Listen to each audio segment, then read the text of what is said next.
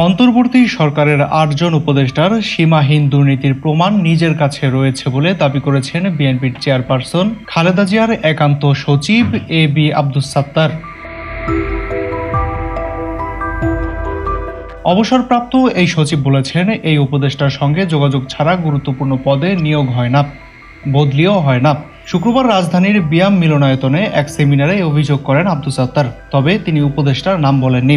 BCS প্রশাসন ক্যাডারের ৮২তম ব্যাচের এই কর্মকর্তা বর্তমানে অফিসার্স ক্লাবের সাধারণ সম্পাদক ও বৈষম্য বিরোধী কর্মচারী ঐক্য ফোরামের সভাপতি। জুলাই গণঅভ্যুত্থানের প্রত্যাশা ও আগামী দিনের জনপ্রশাসন শীর্ষক সেমিনারটি আয়োজন করে প্রশাসন ক্যাডারদের সংগঠন বাংলাদেশ অ্যাডমিনিস্ট্রেটিভ সার্ভিস অ্যাসোসিয়েশন। বিকেল ৪টায় সেমিনার শুরু হয়ে শেষ হয় সন্ধ্যা ৭:৩০টায়। সেমিনারে প্রশাসন ক্যাডারের শীর্ষ পদে প্রায় সব কর্মকর্তা উপস্থিত ছিলেন।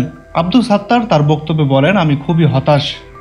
আমলাদের চরিত্র না হয় খারাপ হয়ে গেছে, কিন্তু জুলাই আন্দোলনের রক্তের উপর দিয়ে চেয়ারে বসা অন্তত ৮ জন উপদেষ্টার সীমাহীন দুর্নীতির তথ্য প্রমাণ দিতে পারব।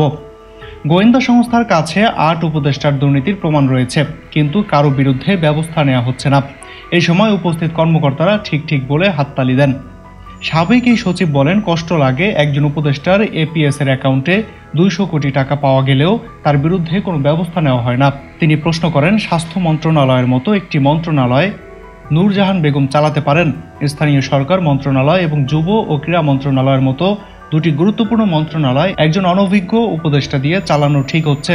ছাত্র জনতার অভ্যুত্থানে আওয়ামী লীগ সরকারের পতনের পর গত ১ বছরে দুর্নীতি না কমে বরং অতীতের চেয়ে বেড়েছে বলে মন্তব্য করেন আব্দুস সাত্তার।